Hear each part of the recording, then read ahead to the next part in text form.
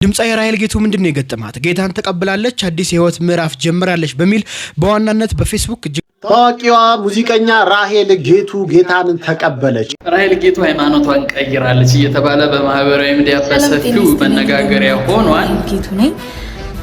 ዛሬ ብቅ ያልኩትኝ ኢንስታግራም ላይ አንድ ደቂቃ ቪዲዮ ፖስት አድርጌ ነበረ። የምስጋና መዝሙር ነው።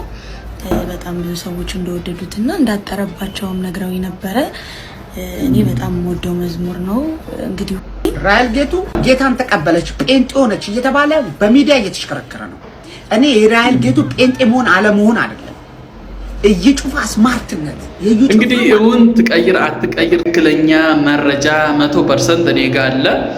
ግን ከዛ በፊት ምናልባት ከሃይማኖት መቀየር በላይ ሰው ሊያሳስበው የሚገባው የትኛውም ሃይማኖት ላይ ይሁን ሰው መሆን ከብዶናል።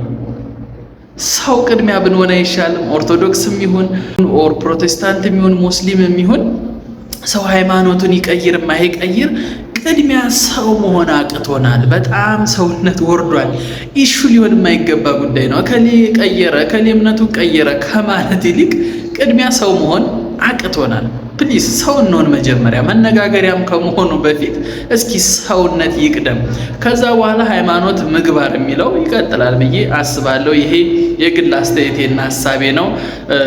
ራሔል ጌቱን በተመለከተ ግን ሃይማኖቷን አልቀየረችም፣ በፍጹም አልቀየረችም። አሁን ባለው ሁኔታ ፕሮቴስታንት እምነት ካላቸው ሰዎች ጋር ከሁለቱ ሰዎች ጋር ብቻ ፎቶ ተነስታ ስለተለቀቀ ብቻ ሃይማኖቷን ቀየረች ፕሮቴስታንት ሆነች ማለት አይቻልም። እስካሁን ደቂቃ ድረስ አልቀየረችም። ይሄ ምንም ጥያቄ የሌለው 100% እርግጠኛ የሆነ መረጃ ነው። ለምን ካላችሁ መቀየሯን የሚያስረዳ ምንም አይነት ተጨባጭ መረጃ የለም። በቃ አለቀ። ሰው የሚደናበረው ኦር ሶሻል ሚዲያ ላይ መነጋገሪያ እንዲሆን ስለሚፈልግ በቃ አንድ ፎቶ ኦር የሆነች ኢምንት ነገር ካገኘ እሷን ማስፋትና ማባዛት ስለሚፈልግ ነው። ትክክለኛው መረጃ ግን እስካሁን ደቂቃ ድረስ ሃይማኖቷን አልቀየረችም። እንዳልቀየረች ነው ሁሉም ሰው የሚያውቀው። እሷ ቀይራለሁ ካለች እንግዲህ መብቷ ነው፣ ማንም አይከለክላትም። ነገር ግን መረጃው ሐሰት ነው። ቴንኪው። በቀጣይ በአዲስ ቪዲዮ መለሳለሁ። ቴንኪው።